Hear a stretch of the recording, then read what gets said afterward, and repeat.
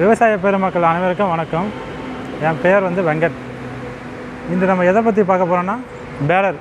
அதாவது இதன் நேம் பார்த்திங்கன்னா பாரத் பேலர்னு சொல்லுவாங்க.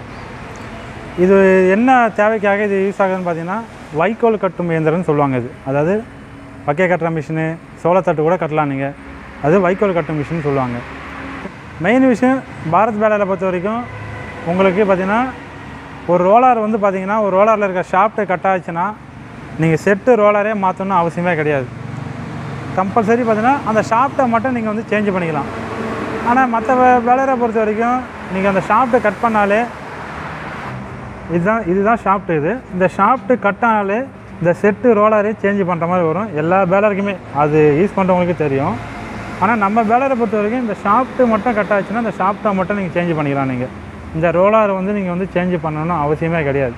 ரீசன் என்ன பார்த்தீங்கன்னா எல்லா பேலருக்கும் பார்த்திங்கன்னா இந்த ஷாஃப்ட்டு கூட இந்த ரோலர் கூட கனெக்டில் பார்த்திங்கன்னா பெல்ட் வச்சுருப்பாங்க. ஆனால் நம்ம பார்த்திங்கன்னா போல்டர் டைப்பு. இந்த போல்டர் டைப்பும் போது இந்த ஷாஃப்ட்டை கட் ஆகிடுச்சுன்னா நீங்கள் அந்த 3 போல்ட்டை மட்டும் கட்டிட்டு நீங்கள் ஷாஃப்ட்டை மட்டும் சேஞ்ச் பண்ணிக்கலாம். இதனால் நமக்கு என்ன மெயின்டெனன்ஸ் காஸ்ட்டில் என்ன நமக்கு லாபம்னு பார்த்தீங்கன்னா ஒரு ரோலர் வாங்க போனாலே உங்களுக்கு தெரியும் ஒரு 3600 கம்பல்சரி கம்மி இல்லாமல் தான் ஒரு ரோலர் செட்டு. அதுலேருந்து நமக்கு பார்த்திங்கன்னா ஒரு 3000 நமக்கு இது சேவிங் ஆகும். உங்களுக்கு மெயின் விஷயமே இது. இந்த ஷாஃப்ட்டு கட் ஆகினா ஷாஃப்ட்டை மட்டும் சேஞ்ச் பண்ணிக்கலாம். ரோலரை நீங்கள் மாற்றணும்னு அவசியமே கிடையாது. மெயின் விஷயம் எல்லா இருக்கிற 12 ரோலருக்குமே அதே கான்செப்ட் தான் ஃபுல்லாகவே. அதுக்கப்புறம் பார்த்தீங்கன்னா செயின் சொல்லுவாங்க, எல்லாருக்கும் தெரியும். இது செயின் ஃபுல்லாகவே இது பார்த்திங்கன்னா முக்கால் செயின் தான் நம்ம கொடுத்துருக்கோம். ஏன்னா இன்றைக்கி செயின் பார்த்திங்கன்னா எல்லா பேலருக்கும் அரை செயினை கொடுத்துருப்பாங்க. நம்ம முக்கால் செயின் கொடுத்துருக்கோம். இந்த முக்கால் செயின் கொடுக்குறதுனால நமக்கு என்னென்னு பார்த்தீங்கன்னா லைஃப் நல்லாயிருக்கும் உங்களுக்கு. இன்றைக்கி ஆக்சுவலாக பேலரை யூஸ் பண்ணுறவங்க, பாரத் பேலர் யூஸ் பண்ணுறவங்கள கேட்டாலே தெரிஞ்சிருக்கும். மெயின்டெனன்ஸ் காஸ்ட்டு பார்த்திங்கன்னா கம்பல்சரி கம்மி தான். யார் வேணும்னு நீங்கள் கேட்டு பாருங்கள், மெயின்டெனன்ஸ் காஸ்ட்டு கம்மி தான். ஏன்னா இந்த செயினுடைய லைஃப் பார்த்திங்கன்னா நல்லாயிருக்கும். நீங்கள் மற்ற பேலரில் இருக்கிற செயினை விட கம்பேர் பண்ணும்போது செயினுடைய லைஃப் நல்லாயிருக்கும். இது எல்லாமே இது போல்டர் டைப் தாங்க ஃபுல்லாகவே. இப்போ மற்ற பேலரில் பார்த்திங்கன்னா எல்லாமே பார்த்திங்கன்னா வெல்டர் டைப்பில் கொடுத்துருப்பாங்க. ஏன்னா இந்த ஷாஃப்ட்டும் வெல்டர் டைப் தான் கொடுத்துருப்பாங்க. இது பேர் ஹவுசிங்னு சொல்லுவாங்க. இந்த ஹவுசிங்கும் பார்த்திங்கன்னா உங்களுக்கு பார்த்திங்கன்னா அது வெல்டு தான் கொடுத்துருப்பாங்க. இப்போ நம்ம ரொட்டாவேட்டரில் எப்படி ஒரு ஷாஃப்ட்டு ஒரு ஹவுசிங்கு டஸ்ட்டு கப் எப்படி நம்ம கைட்டி மாட்டுறோமோ அதே மாதிரி இதில் நீங்கள் கைட்டி மாட்டிக்கலாம். நீங்கள் இதில் நமக்கு என்ன லாபம்னு பார்த்தீங்கன்னா மெயின்டெனன்ஸ் காஸ்ட்டு கம்மியாகும். இது பேர் சேஸுன்னு சொல்லுவாங்க. இது சேஸுன்னு சொல்லுவாங்க. எல்லா பேலருக்கும் பார்த்தீங்கன்னா ஒரு 4 mm திக்னஸில் கொடுத்துருப்பாங்க இந்த சேஸு. ஆனால் இது பார்த்திங்கன்னா 6 mm திக்னஸில் நம்ம சேஸ் கொடுத்துருக்கோம். இது நம்ம கொடுக்குறதுனால என்னென்னா உங்களுக்கு இன்னும் லைஃப் நல்லாயிருக்கும். ஏன்னா 12 ரோலருமே இந்த சேஸில் தான் உங்களுக்கு அடங்கி நிற்கும் உங்களுக்கு. ஸோ அதனால் இந்த 6 mm கொடுக்குறதுனால உங்கள் லைஃப் இன்னும் நல்லாயிருக்கும். அதுக்கப்புறம் பார்த்தீங்கன்னா இந்த ஸ்ப்ராக்கெட், இது பேர் ஸ்ப்ராக்கெட்டுன்னு சொல்லுவாங்க. இந்த ஸ்ப்ராக்கெட்டு எல்லாமே உங்களுக்கு நல்லா ஆர்டரன்ஸ் பண்ணி ஹீட் ட்ரீட்மெண்ட் பண்ணி தான் கொடுத்துருக்காங்க. இன்னி வரைக்குமே நம்ம வேலை வச்சு யூஸ் பண்ணுறாங்க. 10,000 15,000 கட்டு கிராஸ் பண்ணவங்களும் வச்சு யூஸ் பண்ணிகிட்ருக்காங்க. இந்த ஸ்ப்ராக்கெட்டு உடஞ்சதோ இல்லை ஹவுசிங் உடஞ்சதோ இல்லை ஷாஃப்ட்டு உடஞ்சதோ இந்த செயினை கட்டாச்சு அந்த கம்ப்ளைண்ட்லாம் எதுவுமே வந்ததே கிடையாது இது வரைக்குமே. சரி, இப்போ இன்றைக்கி எல்லா வேலைக்குமே பார்த்தீங்கன்னா மெயின் விஷயம் 205 பேரிங் நம்பர், ஒரு ஸ்மால் சைஸ் பேரிங் தான் கொடுப்பாங்க.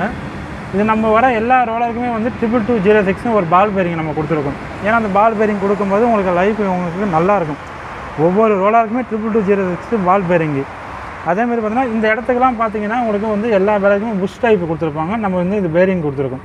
இந்த பேரிங் கொடுக்குறதுனால நமக்கு லைஃப் இன்னும் நல்லாயிருக்கும் உங்களுக்கு. லோடு போல்ட்டு பார்த்தீங்கன்னா உங்களுக்கு 10 mm கொடுத்துருக்கோம் நம்ம. இது உங்களுக்கு இன்னும் நல்லாயிருக்கும் உங்களுக்கு. அடுத்தது பார்த்தீங்கன்னா க்ரௌன் பனியன். மெயின் விஷயம் பார்த்தீங்கன்னா க்ரௌன் பனியன் 5000 கட்டுலேருந்து 10,000 கட்டு கிராஸ் ஆனாலே பார்த்தீங்கன்னா உள்ளே இருக்கிற க்ரௌன் பனியன் ஃபுல்லாகவே உடஞ்சிருது. நான் இருந்து கஸ்டமர்கிட்ட பேசி அவங்க சொன்ன ஃபீட்பேக்கை வச்சு தான் நான் அவங்ககிட்ட சொல்லிட்டுருக்கேன். க்ரௌன் பனியனுடைய லைஃபே பார்த்தீங்கன்னா அவங்க 5000 கட்டு 10,000 கட்டு 15 கட்டு ஒரு நாள் நான் க்ரௌன் பனியனே மாற்றிடுறாங்க அப்படின்றாங்க.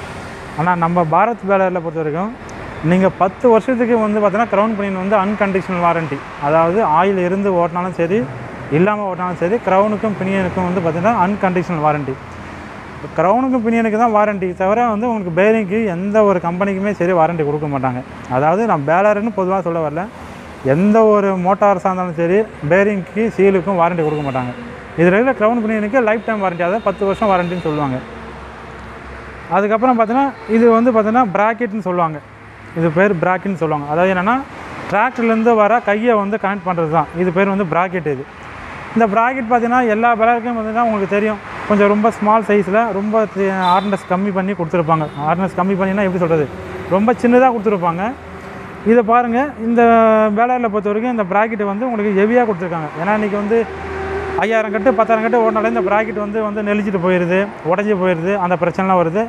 அதே மாதிரி இந்த டாப் லிங்க் மாட்டுற இந்த சென்ட்ராய்டு பின்னு இதுவும் சரி உடஞ்சிட்டு போயிடுது உங்களுக்கு. இது வந்து உங்களுக்கு ஹெவியாக கொடுத்ததுனால உங்களுக்கு லைஃப் நல்லாயிருக்கும் உங்களுக்கு. அதே மாதிரி இதில் 3 ஹோல்ஸு கொடுத்துருக்காங்க. இது கைக்கு லென்த்துக்கு ஏற்ற மாதிரி நீங்கள் அட்ஜஸ்ட் பண்ணிக்கலாம். நீங்கள் 2 பக்கமும் சரி, 2 பக்கமும் நீங்கள் அட்ஜஸ்ட் பண்ணிக்கலாம் நீங்கள். அதுக்கப்புறம் பார்த்தீங்கன்னா ரீலர் செட்டு பார்க்கலாம். நம்ம ரீலர் செட்டில் பொறுத்த வரைக்கும் பார்த்தீங்கன்னா டோட்டலாகவே பார்த்தீங்கன்னா எல்லா பேலருமே ஒரே மாதிரி தான் இருக்கும். இதில் என்ன வித்தியாசம் இருக்குது, இதில் என்ன இருக்குதுன்னு நம்ம தெரிஞ்சுக்கலாம். நம்ம இப்போ ரீலர் செட்டில் பார்த்தீங்கன்னா 4 பைப்பு வரும். 4 பைப்புமே பார்த்தீங்கன்னா எல்லா பேலருக்குமே பார்த்தீங்கன்னா ஒரு பைப்பு தான் கொடுத்துருப்பாங்க. நம்ம என்ன பண்ணியிருக்கோம், அந்த 4 பைப்பும் பார்த்தீங்கன்னா ஒரு ஷாஃப்ட்லேருந்து கடைஞ்சி அந்த பைப்பாக நம்ம போட்டிருக்கோம். ஸோ அதனால் பார்த்தீங்கன்னா அது லைஃப் உங்களுக்கு கூட வரும் உங்களுக்கு.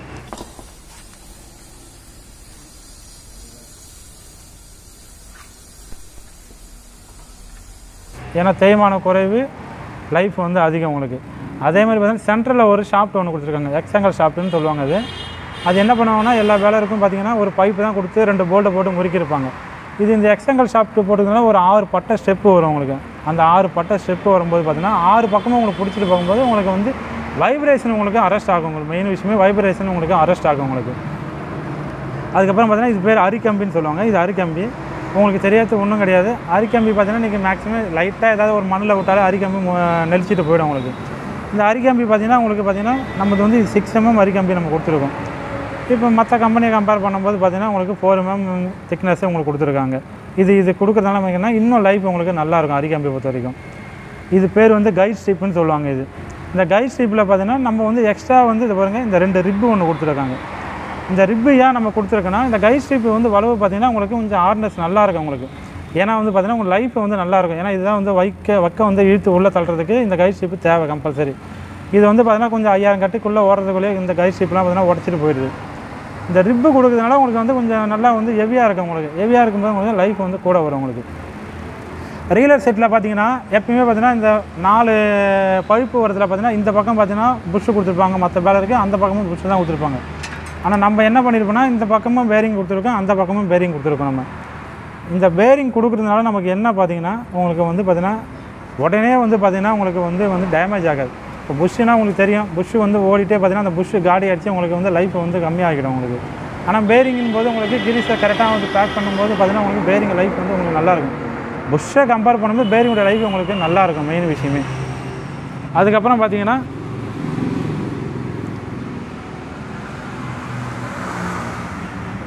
கவுண்டிங் மிஷினும் கொடுத்துருக்காங்க. இதில் கவுண்டிங் மிஷினும் இருக்குது உங்களுக்கு. சின்ன கட்டு நம்ம ஓட்டுறோன்றது கவுண்டிங் மிஷினும் இருக்குது.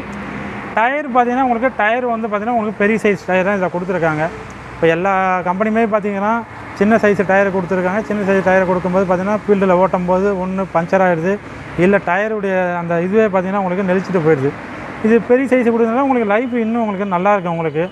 அதுக்கப்புறம் பார்த்தீங்கன்னா சிலிண்டர்னு சொல்லுவாங்க. இது சிலிண்டர் பார்த்தீங்கன்னா உங்களுக்கு கொஞ்சம் பெரிய சைஸில் சிலிண்டர் கொடுத்துருக்காங்க உங்களுக்கு. பாருங்கள், பேலர் வந்து மற்ற பேலரில் பார்த்தீங்கன்னா சிலிண்டர் கொஞ்சம் ஸ்மால் சைஸில் கொடுத்துருப்பாங்க. இது பிக் சைஸில் கொடுக்கறதுனால உங்களுக்கு லைஃப் இன்னும் நல்லாயிருக்கும் உங்களுக்கு. இப்போ 12 ரோலாருக்கும் பார்த்தீங்கன்னா எல்லா பேலருமே பார்த்தீங்கன்னா இது பேர் தான் ரோலாருன்னு சொல்லுவாங்க. இது பேர் ரோலாருன்னு சொல்லுவாங்க. 12 ரோலாருக்குமே எல்லா கம்பெனி பேலருமே சரி. நான் மற்ற கம்பெனியை பற்றி நான் குறை சொல்ல விரும்பலான்னு ஒரு எக்ஸாம்பிளுக்கு உதாரணம் கம்பேர் பண்ணி சொல்கிறது தான் இது. இந்த ரோலாரில் என்ன பண்ணுவோன்னா ஒரு ஷீட்டாக மடித்து தான் ஒரு ரோலாரே உருவாக்கி அவங்க கொடுத்துருப்பாங்க. நம்ம என்ன பண்ணியிருக்கோன்னா இந்த ரோலருடைய வந்து பார்த்தீங்கன்னா 3 mm திக்னஸ் பைப்பு வந்து பார்த்தீங்கன்னா நம்ம வந்து கொடுத்துருக்கோம். நம்ம இதை கொடுக்கறதுனால நமக்கு என்னென்னா உங்களுக்கு இந்த ரோலருடைய லைஃப் வந்து நல்லாயிருக்கும். ஷீட்டு மடித்து கொடுத்துக்கிறதுக்கும் 3 mm பைப்புக்கும் உங்களுக்கு வித்தியாசம் தெரியும். அதேமாரி பார்த்தீங்கன்னா இது பேர் வந்து ரிப்புன்னு சொல்லுவாங்க. இது பேர் ரிப்புன்னு சொல்லுவாங்க உங்களுக்கு. எல்லாமே பார்த்தீங்கன்னா ஒரு சின்ன ஷீட்டில் தான் மடித்து கொடுத்துருப்பாங்க. எல்லா கம்பெனியுமே பார்த்தீங்கன்னா இந்த சின்ன ரிப்பு அதாவது ஷீட்டில் மடித்து கொடுத்துருப்பாங்க உங்களுக்கு. இது தனியாகவே பார்த்தீங்கன்னா நம்ம வந்து கட் பண்ணி நம்ம கொடுத்துருக்கோம் இந்த ரிப்பு இது. ஸோ அதனால் இது இருக்கும்போது என்னென்னா உங்களுக்கு இன்னும் லைஃப் கூட வரும் உங்களுக்கு. பாரத் பேலரை பொறுத்த வரைக்கும் கொஞ்சம் ஹெவியாக தான் இருக்கும். பொருள் எல்லாமே வந்து ஹெவியாக கொடுத்துருப்பாங்க. அதே மாதிரி பார்த்தீங்கன்னா மெயின் விஷயம் பார்த்தீங்கன்னா இது யாருக்குமே தெரிய மாட்டேது. எல்லா பேலருமே பார்த்தீங்கன்னா ஃபிக்ஸ்டு ஃப்ரேமில் ஃபுல்லாகவே பார்த்தீங்கன்னா ஒரு செயின் கொண்டு எல்லாமே பார்த்தீங்கன்னா ஹெவியாக கொடுத்துட்டு மூவபிள் ஃப்ரேமில் ஃபுல்லாகவே பார்த்தீங்கன்னா உங்களுக்கு வந்து வெயிட்டை வந்து கம்மி பண்ணி கொடுத்துருவாங்க. இது ஒரு மெயின் ரீசன் ஒன்று இருக்குது, ஆனால் அது யாருக்குமே தெரியல. ஆக்சுவலாக அது என்ன ரீசன்னா, இப்போ ஃபிக்ஸ்டு ஃப்ரேமில் வெயிட்டை கொடுத்துட்டு மூவபிள் ஃப்ரேமில் வெயிட்டை கம்மி பண்ணாங்கன்னா என்ன ஆகுன்னு பார்த்தீங்கன்னா ஒரு 20 கிலோ ஒரு அப்ராக்சிமேட்டாக நான் சொல்கிறது ஒரு 20 கிலோ வைக்கல உள்ளே இழுக்கும்போதே பார்த்தீங்கன்னா உங்களுக்கு ஆட்டோமேட்டிக்காக பார்த்தீங்கன்னா உங்களுக்கு ஸ்கேல் அசம்பிளி வந்து ஒர்க் ஆக ஆரம்பிச்சிடும். உங்களுக்கு என்ன பார்த்தீங்கன்னா அப்படி ஆரம்பிக்கும் போது பார்த்தீங்கன்னா அந்த 20 கிலோக்குள்ளவே உங்களுக்கு வந்து ஸ்கேல் அசம்பிளி ஆரம்பிக்கும் போது உங்களுக்கு போல் கட்டு விழ ஆரம்பிச்சிடும். ஆட்டோமேட்டிக்காக இந்த மூவபிள் ஃப்ரேமு டோர் வந்து ஓப்பன் ஆக ஆரம்பிச்சிடும். ஏங்க இது வந்து டோர் வந்து ஓப்பன் ஆகுதுன்னு பார்த்தீங்கன்னா இந்த வெயிட்டு கம்மியாக கொடுத்தாலே பார்த்தீங்கன்னா ஒரு குறிப்பிட்ட வைக்கல் ஏற்றும் போதே பார்த்தீங்கன்னா இந்த டோர் வந்து ஆட்டோமேட்டிக்காக ஓப்பன் ஆக ஆரம்பிச்சிடும் உங்களுக்கு. அதனால தான் பாரத் பேலரில் பார்த்தீங்கன்னா இந்த மூவபிள் ஃப்ரேம்லேயும் வெயிட் கொஞ்சம் கூட கொடுத்ததுனால உங்களுக்கு பார்த்தீங்கன்னா நீங்கள் எந்த பேலரை கம்பேர் பண்ணாலும் வெயிட்டுடைய கட்டு பார்த்தீங்கன்னா மினிமம் நான் சொல்கிறது 25 கிலோ கம்மி 25 கிலோ மேலே தான் வந்து கம்பல்சரி வந்து நம்மளுடைய கட்டுடைய வெயிட் இருக்கும். அதனால தான் இந்த மூவபிள் ஃப்ரேமில் வெயிட்டு கூட கொடுத்துருக்குது. நீங்கள் யோசித்து பாருங்கள், மூவபிள் ஃப்ரேமில் வெயிட்டு கம்மியாக இருக்கும், ஆனால் ஃபிக்ஸ்டு ஃப்ரேமில் மட்டும் எல்லாமே ஹெவியாக கொடுத்துருப்பாங்க. ஆனால் நம்மளது எல்லாமே பார்த்தீங்கன்னா மூவபிள் ஃப்ரேமில் ஹெவியாக கொடுத்துக்கிற காரணமே பார்த்தீங்கன்னா அதனால தான் கூட வந்து வெயிட் வருது அப்படின்னு வந்து எங்களுடைய கருத்து இல்லை, இதுதான் உண்மை. இது ஏன் கூட வருதுன்னா இதுதான் ரீசன். ஏன்னா பின்னாடி வந்து வெயிட்டு மூவபிள் ஃப்ரேமில் வெயிட்டை கொடுத்தா தான் அந்த கட்டு கரெக்டான கட்டு கேஜி வந்து மினிமம் 25 கிலோ மேலே கட்டு வந்து வெயிட் வந்து வரும். அது வெயிட்டு கம்மியாக கொடுத்தனா மூவபிள் ஃப்ரேமில் ஒரு 20 கிலோக்குள்ளவே பார்த்தீங்கன்னா கட்டு உருட்டி உங்களுக்கு வெளியே தள்ளிடும். அதுக்கப்புறம் போல் கட்டு விழுந்துடும். விவசாயிகளுக்கும் வந்து நஷ்டம்தான். அதே மாதிரி வந்து இந்த வண்டி அதாவது லோடு ஏற்றவங்களுக்கும் நஷ்டம்தான் இது கம்பல்சரி. அதனால தான் இந்த வந்து வெயிட் வந்து மற்ற வேலையை கம்பேர் பண்ணும்போது இது கொஞ்சம் கூட இருக்குது விஷயமே. மற்றபடி இதில் ஒன்றுமே கிடையாதுங்க. அப்புறம் ஏதாவது உங்களுக்கு டவுட்டு இல்லை அது ஏன்னா உங்களுக்கு சந்தேகம்னா தாராளமாக வந்து கீழே இருக்கிற ஃபோன் நம்பருக்கு கூப்பிடுங்க. எந்த சந்தேகம் இருந்தாலும் சொல்லுவாங்க, எந்த பிரச்சனை இருந்தாலும் கூப்பிடுங்க. எல்லாத்தையும் அட்டன் பண்ணி கொடுப்பாங்க. எங்கே வேணாலும் டெலிவரி கொடுக்கலாங்க. தமிழ்நாடுன்னு கிடையாது, இந்தியா ஃபுல்லாக எங்கே வேணாலும் டெலிவரி கொடுக்கலாம். சர்வீஸ் கரெக்டாக இருக்கும், ஸ்பேர்ஸ் கரெக்டாக இருக்கும். ஓவரால் தமிழ்நாடு ஃபுல்லாகவே நம்மளுக்கு ஓன் பிரான்ச்சு 10 பிரான்ச்சு இருக்குது. அதுக்கேற்ற மாதிரி நீங்கள் எங்கே சர்வீஸ் பண்ணாலும் நம்ம பண்ணி கொடுத்துருவாங்க. இன்றைக்கி சர்வீஸை வச்சு தான் எல்லாமே போயிட்டுருக்கு. ஸோ அதனால் சர்வீஸை பற்றி பயப்பட தேவையில்ல. ஸ்பேர்ஸு எல்லாமே கரெக்டாக உங்களுக்கு கிடச்சிடும் உங்களுக்கு. நன்றி, வணக்கம்.